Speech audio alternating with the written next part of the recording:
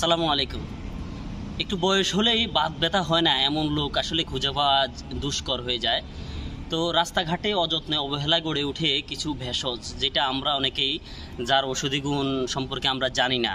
এই যে আমার হাতে দেখতে পাচ্ছেন একটা ঔষধি গুণ সম্পূর্ণ ভেষজ, অত্যন্ত গুরুত্বপূর্ণ, যেটার নাম বলা হয়েছে বেডেলা, যাকে সায়েন্টিফিক ভাষায় বলা হয় সিডাকর্ডিফোলিয়া। তো এই ভেষজটি মূলত খুবই গুরুত্বপূর্ণ বাত রোগের জন্য। আমার এই ভেষজের মধ্যে কিছু রাসায়নিক উপাদান, এমন কিছু রাসায়নিক উপাদান আছে যেগুলো আপনার শরীরে বিভিন্ন রোগ প্রতিরোধ করতে সক্ষম। তো সেক্ষেত্রে প্রথমেই আমরা জেনে নিব যে আসলে এই ওষুধের মধ্যে কি কি কেমিক্যাল কনস্টিটিউয়েন্টস আছে। তো মূলত এই ভেষজের মধ্যে chemical constituents fatty acid, mucin, potassium nitrate এবং বেসিসিনের মতো আরও কিছু গুরুত্বপূর্ণ উপাদান রয়েছে এর মধ্যে।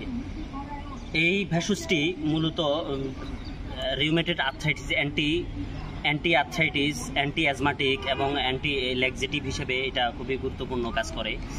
তো এটার মধ্যে মিউসিন থাকার কারণে এটা ল্যাক্সেটিভ হিসাবে চমৎকার কাজ করে, এবং বেসিসিন থাকে, যেটা আমরা বাসক পাতায় অনেক সময় পেয়ে থাকি। এই বেসিসিনটাও উপাদানটাও এই গাছের মধ্যে বিদ্যমান, যার কারণে আমাদের অ্যাজমার যে কোনো বা হাঁপানির সমস্যার জন্য এটা খুবই গুরুত্বপূর্ণ কাজ করে। তাছাড়া এটা রিউমেটয়েড আর্থ্রাইটিসের জন্য খুবই চমৎকার একটা মেডিসিন হিসেবে ব্যবহৃত হয়। মূলত আয়ুর্বেদিক চিকিৎসা বিজ্ঞানে একটা ওষুধ তৈরি হয়, সেটা হলো বলারিস্ট, যেটা হামদর্দের ভাইটোরিস্ট নামেও ওষুধটি পাওয়া যায়। তো এই ভেষজটি মূলত আমরা বিভিন্নভাবে সেবন করতে পারি। এই উপাদানগুলো পাতা এবং এর ডাঁটাগুলো যদি আমরা কেটে 20 গ্রাম 4 কাপ পানিতে জাল দিয়ে 1 কাপ পরিমাণ থাকতে এই কাপটা আমরা সংগ্রহ করে যদি সকাল বিকাল সেবন করি, তাহলে আমাদের এই সমস্যাগুলো দূর হয়ে যাবে। এই সমস্যাগুলো থেকে আমরা মুক্তি পেতে পারি।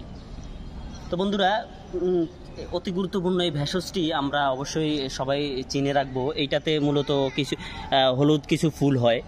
তো ফুলটা তো এখন আসে নাই, ফুল যখন আসবে তখন হয়তো বা আরও সুন্দর দেখাবে।